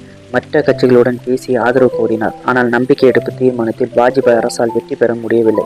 அரசு கவிழ்ந்தது. ஆனால் புதிய ஆட்சி அமைக்கும் திட்டம் சரியாக நடக்கவில்லை. நாடாளுமன்றம் கவலைப்பட்டு மீண்டும் தேர்தல் அறிவிப்பு வெளியானது. இந்த முறை பாஜக திமுகவுடன் கூட்டணி சேர்ந்து கொண்டது. இந்தியாவின் மீண்டும் தேர்தல் நடப்பதற்கு ஜெயலலிதா தான் காரணம் என்பது போல் பிரச்சாரம் செய்தனர். அவர்கள் செய்த தவறுகளை மறைத்தனர். காங்கிரஸ் தவிர எல்லா கட்சிகளும் ஜெயலலிதாவுக்கு எதிராக திரும்பினார்கள். மக்களின் மனநிலை வாஜ்பாயின் மீதான அனுதாப அலையாக மாறியது. இருந்தாலும் அதிமுகவுக்கு கணிசமான எம்பி சீட்டுகளில் வெற்றி பெற்றது. ஆனால் தேசிய அளவில் பாஜகவுக்கு இருந்த அனுதாப அலையில் வெற்றி பெற்று மீண்டும் வாஜ்பாய் பிரதமரானார். 2001 தேர்தல் களம். கோவை குண்டுவெடிப்பு, அத்தியாவசிய பொருட்களின் விலை உயர்வு என்று மக்கள் அவஸ்தைப்பட்ட நேரம் தேர்தல் தினம் அறிவிக்கப்பட்டிருந்தது. ஜெயலலிதா தீரத்துடன் அந்த பொது தேர்தலை சந்திக்க தனது கட்சியினருடன் தயாரானார். இந்த முறை 4 தொகுதிகளில் தனது வேட்புமனுவை தாக்கல் செய்தார். ஆனால் அவருக்கு எதிராக இருந்த டான்சி வழக்கு தீர்ப்பு அவரின் எல்லா வேட்புமனுக்களையும் தள்ளுபடி செய்ய வைத்தது. இருப்பினும் ஜெயலலிதா அந்த தேர்தலில் மக்களை சந்தித்து தனது பிரச்சாரத்தை தொடங்கினார். ஜெயலலிதாவை தேர்தல் களத்திலிருந்து ஒதுக்கிவிட்டார் என்று நினைத்தார்கள். அதுவே அவருக்கு பலமாக அமைந்தது. தனது வேட்புமனு அரசியலில் காரணங்களுக்காக மறுக்கப்பட்டதாக பிரச்சாரம் செய்தார். இந்த முறை மக்களின் ஆதரவு ஜெயலலிதாவுக்கு இருந்தது. அஇஅதிமுக பெரும்பான்மையான 132 தொகுதிகளில் வெற்றி பெற்று ஆட்சி அமைக்கும்படி செய்தனர். மனம் தளராத ஜெயலலிதாவுக்கு கிடைத்த அபார வெற்றி என்று ஜெயலலிதாவின் சகாப்தம் முடிந்தது என்று அரசியல் வட்டங்களை விமர்சித்துக் கொண்டிருந்ததால் அதிமுகவின் வெற்றியை யாரும் எதிர்பார்க்கவில்லை. ஜெயலலிதா தேர்தலில் நிற்க முடியாததால் அவரின் சார்பாக ஓ. பன்னீர்செல்வம் தற்காலிக முதல்வர் பதவியை ஏற்றுக்கொண்டார். ஜெயலலிதா தன் மீதும் அவரது முன்னாள் அமைச்சர்கள் மீதும் போடப்பட்ட வழக்கு தேர்தலில் நிற்கக்கூடாது என்று நீதிமன்றம் தடை விதித்த வழக்கையும் தீர்ப்பு உட்பட அனைத்து வழக்குகளையும் எதிர்த்து முறையீடு செய்தார். ஜெயலலிதாவின் மனுவை ஏற்றுக்கொண்டு விசாரணை நடந்தது. ஜெயலலிதா தலைமையிலான அஇஅதிமுக ஆட்சியை எதிர்த்து ஒன்றுபட்டு நிற்கும் எல்லா எதிர்க்கட்சிகளும் மனுவின் விசாரணை குறித்து ஆவலோடு எதிர்பார்த்து காத்திருந்தன. அஇஅதிமுகவின் அரசியல் எதிர்காலத்தை நிர்ணயிக்கும் கூடிய ஒன்றாக இவ்வழக்கு அதிக முக்கியத்துவம் பெற்றிருந்ததுதான் அதற்கு காரணம். அதனால் அந்த தீர்ப்பு எப்போதும் வரும் என்று எதிர்பார்த்தது அந்த கட்சிகள் தான். வழக்குகளை விசாரித்த நீதிபதிகள் எந்த ஆதாரமும் இல்லை என கூறி அந்த வழக்குகளை தள்ளுபடி செய்தனர். ஜெயலலிதாவுக்கு எதிரான வழக்குகள் தீர்ந்து போனது. மீண்டும் தேர்தல் களத்தில் புதிதாக இறங்கினார். 1996 தேர்தல் தோல்வி, 2001 வேட்புமனு நிராகரிப்பு, இரண்டையும் தாண்டி ஜெயலலிதா புது வேகத்துடன் தேர்தல் களம் வந்தார். எந்த 4 தொகுதிகளில் தனது மனுக்கள் தள்ளுபடி செய்யப்பட்டதோ அந்த தொகுதிகளில் ஒன்றான ஆண்டிப்பட்டி தொகுதியில் வேட்பாளராக போட்டியிட்டார்.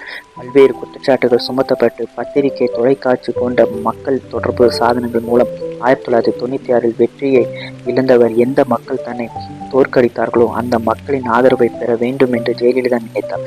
மக்களும் ஜெயலலிதாவுக்கு ஆதரவாக இருந்தனர். ஆண்டிப்பட்டி இடைத்தேர்தலில் தன்னை எதிர்த்து திமுக வேட்பாளரை காட்டிலும் 40,000க்கும் மேல் வாக்குகள் பெற்று மாபெரும் வெற்றி பெற்றார். ஜெயலலிதாவின் பெயர் முதல்வராக இருந்த பன்னீர்செல்வம் அவரின் வெற்றி குறித்து மகிழ்ச்சி அடைந்தார். தனது 6 மாத கால முதல்வர் பதவியை ஜெயலலிதாவிடம் ஒப்படைத்தார். தமிழக முதல்வராக 2ஆம் முறையாக பதவியேற்றார் ஜெயலலிதா. ஜெயலலிதா சோதனைகளையும் வேதனைகளையும் தன் வாழ்க்கையில் சந்தித்து அதில் எதிர்நீச்சல் போட்டு வந்தவர். துரோகம், நயவஞ்சகம் என்று எல்லாவற்றையும் கடந்து அரசியலில் வெற்றி கண்டவர். அப்படிப்பட்டவருக்கு இந்த டான்சி வழக்கு தூசு என்றுதான் சொல்ல வேண்டும். டான்சி தீர்ப்பு ஜெயலலிதாவின் தலைமையை ஏற்றவர்களுக்கு இன்ப அதிர்ச்சியாக இருந்தது. இந்தியாவில் உள்ள பல முக்கிய தலைவர்கள், பல மாநிலங்களில் உள்ள முதல்வர்கள் தங்களின் வாழ்த்து செய்தியினை தெரிவித்தனர். அதே போன்று உச்ச நீதிமன்றம் அவரின் சொத்து குவிப்பு வழக்கினை விசாரிக்க கர்நாடக உயர் நீதிமன்றத்திற்கு மாற்றம் செய்யப்பட்டது. இந்த வழக்கு மற்றும் மீதமுள்ள 4 வழக்குகளிலும் அவருக்கு வெற்றி கிடைக்கும் என்பது போன்ற கருத்துகள் நிலவி வந்தன. ஒரு பெண்ணுக்கு நேர்ந்த கொடுமைகள் வேண்டுமென்றே திட்டத்துடன் திணிக்கப்பட்ட வழக்குகள் உண்மையல்ல என்பதை இந்த தீர்ப்பு நிரூபித்து விட்டதாகவும், ஜெயலலிதாவுக்கு எதிர்க்கட்சியினர் எத்தனை கொடுமைகள் செய்தாலும் அவர்களால் ஜெயலலிதாவை ஒன்றும் செய்ய முடியாது. அவரின் தன்னம்பிக்கை, தொண்டர் பலன், மக்கள் அவர் மீது வைத்திருக்கும் நம்பிக்கை எதையுமே அவர்கள் அசைத்து பார்க்க முடியாது. அதிமுக தொண்டர்களின் கருத்து இதுவாக தான் இருந்தது. 2006 பரபரப்பாக சென்றது தேர்தல் களம். திமுக எம்பி விசுவாசியான சரத்குமாரை மிரட்டியதிலும் ஓரங்கட்ட நினைத்தாலும் அதிமுகவை ஆதரித்தார். ஜெயலலிதாவை எதிர்த்து நடைப்பயணம் சென்ற வைகோ கூட தனது தவறை உணர்வதாக சொல்லி அதிமுக ஆதரவு அளித்தார். ஆனால் சிறு கட்சிகள், ஜாதி கட்சிகள் எல்லாம் திமுகவின் கூட்டணிக்கு ஆதரவளித்தன. அது மட்டுமில்லாமல் இலவச டிவி, இலவச கேஸ் ஸ்டவ், 2 ரூபாய் அரிசி, +2 தேர்ச்சி பெற்ற மாணவர்களுக்கு இலவச கம்ப்யூட்டர் என்று பல இலவச வாக்குறுதிகள் அறிவித்தன. இன்னொரு பக்கம் நடிகர் விஜயகாந்தும் தனி கட்சி தொடங்கி தேர்தல் களத்தில் குதித்தார். யார் ஆட்சி அமைப்பார்கள் என்பதையும் ஒவ்வொரு பத்திரிகைகள் ஒவ்வொரு மாதிரியான கருத்து கணிப்புகளை அறிவித்துக் கொண்டிருந்தார்கள். இப்படி சூதான சேர்தல் களத்தின் முடிவு அதிர்ச்சி அளிக்கும்படி இருந்தது. திமுக கூட்டணியினர் வெற்றி பெற்றார்கள் என்ற முடிவுதான் ஆனது. 1952 அமைந்த கூட்டணி ஆட்சிக்கு பிறகு தமிழ்நாட்டில் கூட்டணி ஆட்சி அமைந்தது. நாகை மாவட்டத்தில் சுனாமியால் பாதிக்கப்பட்டவர்களிடம் ஒரு கேள்வி கேட்டனர். வீடு, படகு, ஸ்டவ்னு ஜெயலலிதா நிறைய கொடுத்தாங்களே, இருந்தும் நீங்க ஏன் அவங்களுக்கு ஓட்டு போடவில்லை? உண்மை தானுங்க, ஜெயலலிதா நிறைய கொடுத்தாங்க, நாங்கள் நன்றி கடன் பட்டிருக்கோம். ஆனால் அவங்க டிவி கொடுக்கலையே. கருணாநிதி டிவி கொடுக்குறாதா சொன்னார், அதனால தான் அவருக்கு ஓட்டு போட்டோம். திமுக ஆட்சி போட்டு பெற்று சரியாக 12 நாட்கள் ஆகிவிட்டது. காங்கிரஸ் உறுப்பினர் பீட்டர் அல்போன்ஸ் கடந்த அதிமுக அரசு மத்திய அரசை சரியாக பயன்படுத்தி கொள்ளவில்லை. மத்திய அரசு தமிழகத்தை கடல் நீரை குடிநீராக்கும் திட்டத்துக்கு 1000 கோடி ஒதுக்கி இருந்தது. ஆனால் தமிழக அரசு இந்த திட்டம் குறித்த அறிக்கையை அனுப்பவில்லை என்று தன் உரையை தொடங்கினார். இந்த உரைக்கு அவையில் இருந்த அதிமுக சட்டமன்ற உறுப்பினர்களும் கடுமையான ஆட்சேபம் தெரிவித்தனர். வாக்குவாதம் முற்ற கோஷம் எழுப்பினர். ஒரு உறுப்பினர் மைக்கை தூக்கி காங்கிரஸ் உறுப்பினர்கள் மீது எறிந்தார். அப்போது அதிமுக சட்டமன்ற உறுப்பினராக இருந்த சேகர் பாபு கோபமாக முதல்வர் கருணாநிதியை நோக்கி சென்றார். சட்டமன்றமே அல்லோலப்பட்டது. 59 அதிமுக உறுப்பினர்களும் இடைநீக்கம் செய்யப்பட்டனர். அன்று மாலையே பத்திரிகையாளர்களை சந்தித்த ஜெயலலிதா, இது அநீதி, நான் சட்டமன்றம் செல்லப் போகிறேன் என்று அறிவித்தார். அவையிலிருந்து அதிமுக உறுப்பினர்கள் அனைவரும் இடைநீக்கம் செய்யப்பட்ட நிலையில் ஜெயலலிதா மட்டும் தனியாக சனிக்கிழமை சட்டமன்றம் சென்றார். 1989 சட்டமன்றத்தில் அவருக்கு எதிரான தாக்குதலுக்கு பிறகு கருணாநிதி ஜெயலலிதா நேருக்கு நேர் சந்தித்து கொண்டதில்லை. பொது நிகழ்ச்சியில் கூட இருவரையும் ஒன்று சேர காண முடியாது. அப்படி இருக்கும்போது 17 ஆண்டுகள் கழித்து கருணாநிதியை ஜெயலலிதா சட்டமன்றத்தில் சந்திக்கப் போகிறார். மே 27, 2006 தனி ஆளாக அவைக்குள் ஜெயலலிதா சென்றார். திமுக சட்டமன்ற உறுப்பினர்கள் யாரும் இதை எதிர்பார்க்கவில்லை. மார்ச் 25, 1989 அன்று நிகழ்ந்த பட்ஜெட் கூட்டத்தொடரில் நிகழ்வுதான் கருணாநிதி கையில் இருந்த பட்ஜெட் உரை பிடுங்கப்பட்டு கிழிக்கப்பட்டது.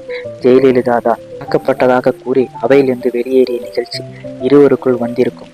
அதன் பின் ஜெயலலிதா முதல்வராக இருந்தபோது கருணாநிதி அவைக்கு வரவில்லை. பின் கருணாநிதி முதல்வராக இருந்தபோது ஜெயலலிதாவும் அவைக்கு வரவில்லை. 17 ஆண்டுகளாக ஜெயலலிதாவும் கருணாநிதியும் அப்படித்தான் இருந்தார்கள். ஜெயலலிதா அவையில் நுழைந்த சிறிது நேரத்தில் கருணாநிதி வந்தார். அனைத்து உறுப்பினர்களும் எழ ஜெயலலிதா தன் இருக்கையிலே அமர்ந்திருந்தார். பிற அதிமுக உறுப்பினர்கள் இடைநீக்கம் செய்யப்பட்டதால் ஜெயலலிதா இருக்கைக்கு பின்னிருந்த இருக்கைகள் காலியாக இருந்தன. 17 ஆண்டுகள் கழித்தும் ஜெயலலிதாவுக்கு கருணாநிதிக்கும் இருந்த அதே இறுக்கம் நீடிப்பதை அவை உறுப்பினர்களால் உணர முடிந்தது. சபாநாயகர் ஆவுடையனிடம் 95 நிமிடங்கள் பேச அனுமதி கேட்டார் ஜெயலலிதா. 30 நிமிடங்கள் வழங்கப்பட்டது. புள்ளி வர தகவல் தன் உரையை தொடங்கினார் ஜெயலலிதா. புள்ளி விவரங்கள் மட்டுமல்ல, அதனுடன் திமுகவை கோபப்படுத்தும் மைனாரிட்டி அரசு என்ற பதமும் இருந்தது. இந்த வார்த்தையை தன் உரையின் போது அழுத்தி கூறினார். திமுக தன் தேர்தல் அறிக்கையில் நிலமற்ற ஏழை விவசாயிகளின் 86 லட்சம் விவசாயிகளுக்கு 2 ஏக்கர் இலவச நிலம் தருவதாக கூறியிருக்கிறது. இதற்கு 50 லட்சம் ஏக்கர் நிலத்தை அடையாளம் கண்டுள்ளதாக கூறப்படுகிறது. அரசுக்கு சொந்தமாக 3.5 லட்சம் ஏக்கர் நிலம்தான் இருக்கிறது.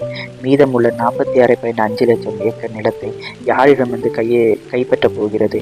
ஏழை மக்களிடமிருந்தா என்று கேள்வி எழுப்பியவர் மீண்டும் தொடர்ந்தார். 86 லட்சம் விவசாயிகளுக்கு 2 ஏக்கர் இலவச நிலம் தருவதாக இருந்தால் 1.72 கோடி ஏக்கர் நிலம் தேவை. நீங்கள் கூறுவது போல் 50 லட்சம் ஏக்கர் நிலம் என்பது தவறான கணிப்பு. அமைச்சர்கள் குறுக்கிட்டனர். ஜெயலலிதா அதை பொருட்படுத்தாமல் உரையை தொடர்ந்தார். கருணாநிதி அவரது உரையை கவனித்துக் கொண்டிருந்தார். அடுத்து, கடந்த அதிமுக ஆட்சியின் போதே கட்டாய மதமாற்ற தடை சட்டம் ரத்து செய்யப்பட்டு விட்டது. இப்போது நீங்கள் அதை ரத்து செய்ய போவதாக கூறுகிறீர்கள். புதைக்கப்பட்ட பிணத்தை தோண்டி எடுத்து மீண்டும் ஏன் புதைக்க வேண்டும் என்றார். அப்போது குறுக்கிட்ட கருணாநிதி, அதன் இறப்பு குறித்து சந்தேகம் இருந்ததால் அதை மீண்டும் தோண்டி எடுத்துள்ளோம் என பதிலளித்தார். ஜெயலலிதா பேசுவதற்காக வழங்கப்பட்ட 30 நிமிடம் முடிந்தது. அவை நேரம் முடிந்து வெளியே வந்த ஜெயலலிதா பத்திரிகையாளர்களிடம், எங்கள் கட்சியை சேர்ந்த 60 சட்டமன்ற உறுப்பினர்கள் இடைநீக்கம் செய்யப்பட்டு இருக்கிறார்கள். நான் மட்டும்தான் என் கட்சி சார்பாக இருக்கிறேன். அதனால் எனக்கு கூடுதல் நேரம் வழங்கப்பட்டிருக்க வேண்டும். ஆனால் அவர்கள் நான் கேட்ட நேரத்தை வழங்கவில்லை. இது ஜனநாயக படுகொலை என்றார். அதன் பின் மீண்டும் அந்த கூட்டத்தொடரில் அவர் கலந்து கொள்ளவில்லை. அந்த 5 ஆண்டு திமுகவின் ஆட்சியை ஜெயலலிதா மைனாரிட்டி அரசு என்றுதான் அழைத்தார். ஜெயா தொலைக்காட்சியும் அப்பயே அழைத்தது. இதற்கு பதிலளிக்கும் விதமாக கருணாநிதி ஜெயலலிதாவை திருமதி ஜெயலலிதா என்று அழைத்தார். ஜெயலலிதாவுக்கு எரிச்சலாக இருந்தாலும் திமுகவை மைனாரிட்டி என்று அழைப்பதில் பின்வாங்கவில்லை. திமுக ஆதரவில் மத்தியில் காங்கிரஸ் ஆட்சியும், காங்கிரஸ் ஆதரவில் மாநிலத்தில் திமுக ஆட்சியும் நடந்தது. ஒருவர் ஒரு இடத்தில் கவிழ்ந்தால் அடுத்தவரும் கவிழ்ந்துவிடும் நிலைமையில் 5 ஆண்டுகள் ஆட்சி இருந்தது. தமிழகத்தில் கருணாநிதி முதல்வர் என்றால் மத்திய அரசுக்கு அச்சமாக இருக்கும். எமர்ஜென்சியை கொண்டு வந்த இந்திரா காந்தியை பிரதமராக இருந்தாலும் துணிச்சலாக எதிர்த்து பேசக்கூடியவர் கருணாநிதி. ஆனால் 2006 காங்கிரசுடன் கூட்டணி ஆட்சி என்பதால் மத்திய அரசை முன்பை போல் கண்டிக்க முடியவில்லை. அதுவே 2011 தேர்தலில் அவருக்கு பாதகமாக இருந்தது. 2011 தேர்தல் களம் அதிருப்தி அதிருப்தி அதிருப்தி. தமிழக மக்கள் கடந்த 5 ஆண்டுகளில் சந்தித்த ஒரே விஷயம் இதுதான். தமிழக அரசு எது செய்தாலும் மக்கள் அதிருப்தி அடையும்படியாக தான் இருந்தது. ஒரு காலத்தில் நேருவின் குடும்ப அரசியலை விமர்சனம் செய்தவர் இந்த 5 ஆண்டுகளில் தன் குடும்பத்தையே அரசியலுக்கு கொண்டு வந்தார். தன் குடும்ப உறுப்பினர்களுக்கு கட்சியில் முக்கிய பொறுப்புகள் கொடுத்தார். இதனால் திமுகவில் இருப்பவர்களுக்கே கோபம் அடைந்து அதிமுகவுக்கு வந்தனர். 2G ஊழல், இவ்வளவு கோடி பணத்தை சாமானியர்களால் நினைத்து பார்க்க முடியாத அளவுக்கான ஊழல். மக்களின் கோபம் உச்சத்தில் இருந்தது. சென்னை சங்கமம் என்ற பெயரில் கனிமொழி தமிழக அரசு பணத்தை செலவு செய்தது. அழகிரி தயாநிதி பிரச்சனையில் 3 அப்பாவி உயிர்கள் பலியானதும், பேரன்கள் முன்னணி நடிகர்களை தங்கள் தயாரிப்பில் நடிக்க சொல்லி கட்டாயப்படுத்துவதும் போன்ற செய்திகள் மக்கள் மனதை மாற்றியிருந்தது. மக்கள் பிரச்சனையை தீர்க்க வேண்டிய முதல்வர் குடும்ப பிரச்சனையை தீர்ப்பதில் கவனமாக இருந்தார். உடல்நலம் சரியில்லாமல் மருத்துவமனையில் சில மாதங்கள் இருந்தார். தனது பதவியை வேறு ஒருவருக்கு கொடுக்க கூட அவருக்கு மனமில்லை. எதிர்க்கட்சியினரும் ஊடகமும் கேள்வி எழுப்பிய பிறகு மூத்த உறுப்பினர்களை நிராகரித்து தனது மகன் ஸ்டாலினை துணை முதல்வராக்கினார். பொறுத்திருந்த மக்கள் தேர்தல் களத்தில் சரியான பதிலடி கொடுத்தார்கள். எதிர்க்கட்சி தலைவர் வரிசையில் அமர முடியாதபடி தோல்வியை சந்தித்தனர். பெரும்பான்மையான வாக்குகள் பெற்று அதிமுக வெற்றி பெற்றது.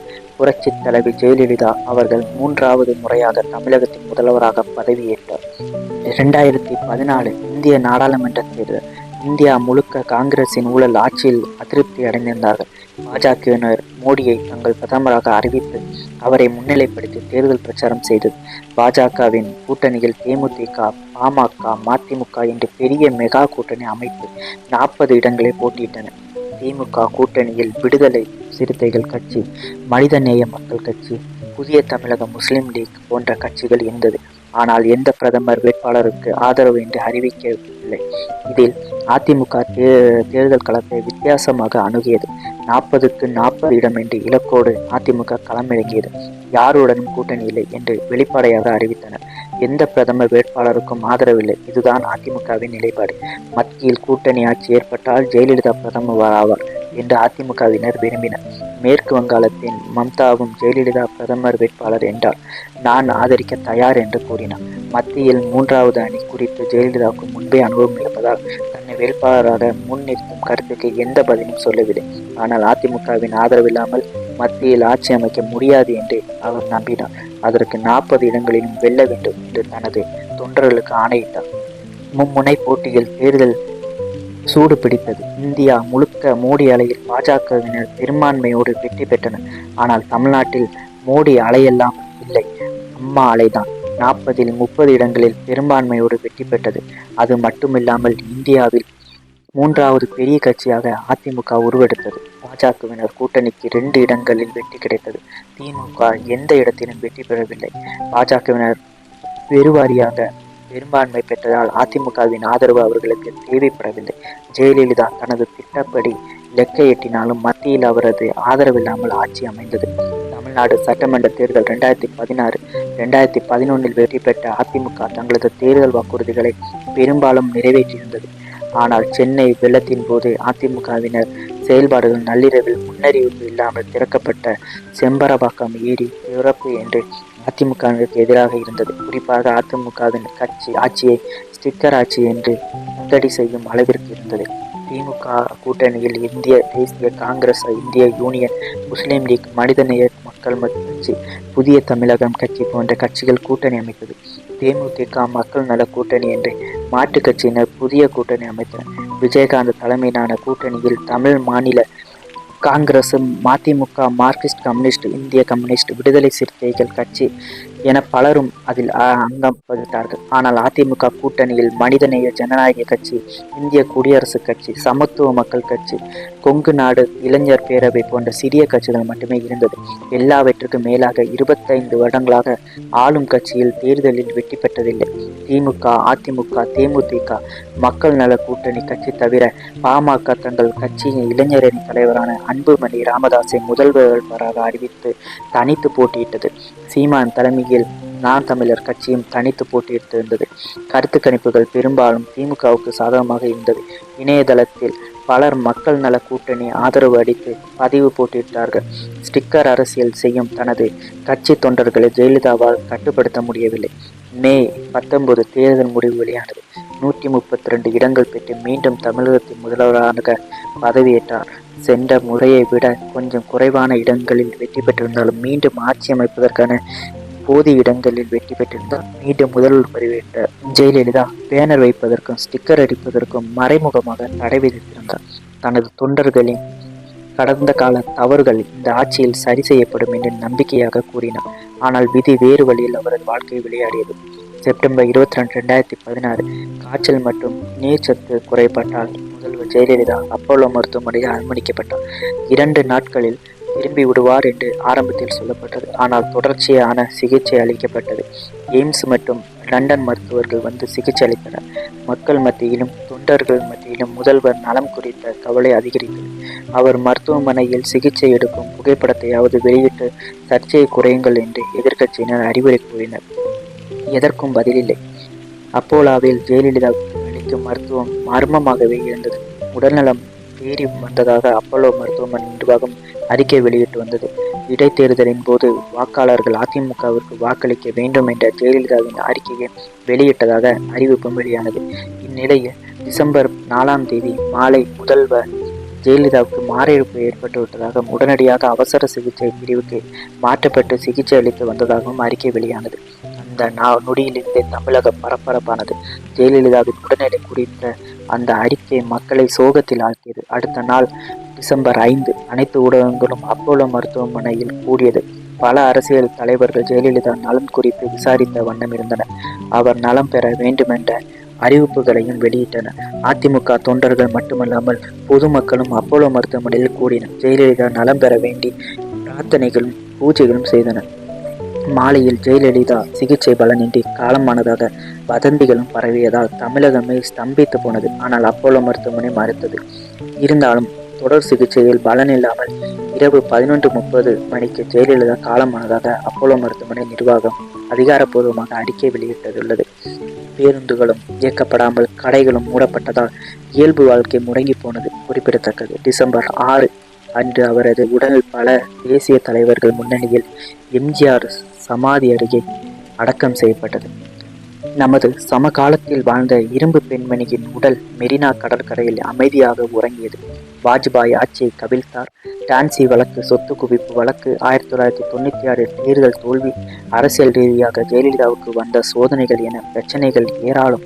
இது போதொன்று சுனாமி, சென்னை வெள்ளம் என்று இயற்கை ரீதியாகவும் இவரது ஆட்சி காலம் சோதனையாகவே அமைந்தது. எல்லாவற்றுக்கும் மேலாக ஜெயலலிதா மீது தனிப்பட்ட விமர்சனம் அதிகமாக இருந்தது. அவர் நினைத்ததுதான், தனது முடிவை மாற்றிக்கொள்ளாதவர், கொடநாட்டில் ஓய்வு எடுப்பவர், அமைச்சர்களை தனது காலில் விழ வைப்பவர் போன்ற பல விமர்சனங்கள் இருந்தது. அனைத்து சோதனையும் விமர்சனத்தையும் கடந்து தமிழகத்தின் மிகப்பெரிய தலைவராக திகழ்ந்தவர் ஜெயலலிதா. இதை யாராலும் மறுக்க முடியாது. 1984 ஆண்டுக்கு பின்னர் 2வது முறையாக ஆட்சியை தக்க வைத்து அதிமுக என்ற பொன்னெழுத்தை குறித்தார் ஜெயலலிதா. 2014 லோக்சபா தேர்தலில் தமிழகத்தில் 37 தொகுதிகளில் அதிமுக வென்றது. 2011 முதல் 2016 வரை ஜெயலலிதாவுக்கு கிடைத்தது அனைத்தும் வெற்றிதான். அதே சமயம் வழக்கு தீர்ப்புகள் உடல்நலக்குறைவு என்று அவரை வாட்டிக்கொண்டே இருந்தது. ஒரு முறை ஜெயலலிதாவிடம், உங்களுக்கு பிறகு அதிமுகவின் தலைமை பொறுப்பை ஏற்க தகுதியுடையவர் யாரு என்ற கேள்வி கேட்கப்பட்டது. அதற்கு அவர், அதிமுகவில் தகுதியுடையவர்கள் பலர் இருக்கிறார்கள், அதை கழக உடன்பிறப்புகள் முடிவு செய்வார்கள் என்றார். அதிமுகவில் அடிமட்ட தொண்டனுக்கு கூட பதவி கிடைக்கும், மக்களின் பிரதிநிதியாக மாற முடியும், மந்திரியாக முடியும். நேற்று வரை நம்மோடு டீ கடையில் பேசிக் கொண்டிருந்தவர் இன்று அதிமுகவின் மாவட்ட பொறுப்பில் இருக்கிறார் என்று தெருமுனையில் பேசுபவர்கள், கஷ்டப்பட்டு கட்சிக்காக உழைத்தவனுக்கு தேர்தலில் சீட்டு கிடைக்கும், கட்சியில் பொறுப்பு கொடுக்கும் முன் அவர்களை பற்றிய விவரங்களை முன்பே சேகரித்து வைத்திருப்பார். சீனியாரிட்டியை விட சின்சியாரிட்டிக்கு தான் அதிமுகவின் முன்னுரிமை என்பதை மறுக்க முடியாது. அந்த சின்சியாரிட்டியில் சிறு ஓட்டை விழுந்தாலும் ஜெயலலிதா அவரை தூக்கி எறியவும் தயங்க மாட்டார். தம்முடைய அரசியலில் பயணத்தின் தொடக்கம் என்னதான் மேடு பழங்களாலும் கரடுமுரடான பாறைகளுமாக கூடிய முட்களாலும் நிகழ்ந்ததாக இருந்தாலும், இறுதி காலத்தில் சரித்திரங்கள் பல படைத்த தமிழகத்தின் நேசத்துக்குரிய அம்மாவாகத்தான் தன்னுடைய பயணத்தை நிறைவு செய்தார் ஜெயலலிதா. இனி அதிமுகவை யார் தலைமை தாங்கினாலும் ஜெயலலிதாவை போல் ஒரு இரும்பு பெண்மணி தமிழகத்திற்கு மீண்டும் கிடைப்பது அரிது. தீரா நெஞ்சம் கொண்ட இரும்பு பெண்மணி ஜெயலலிதாவுக்கு புகழஞ்சலி. இதை போன்று வரலாற்று மிக்க சுவடுகளை பற்றி தெரிந்து கொள்ள நமது ரீடிங் ஆஃப் ஹிஸ்டரி சேனலை சப்ஸ்கிரைப் செய்து பெல் ஐக்கானை கிளிக் செய்து வைத்துக் கொள்ளவும். நன்றி, வணக்கம்.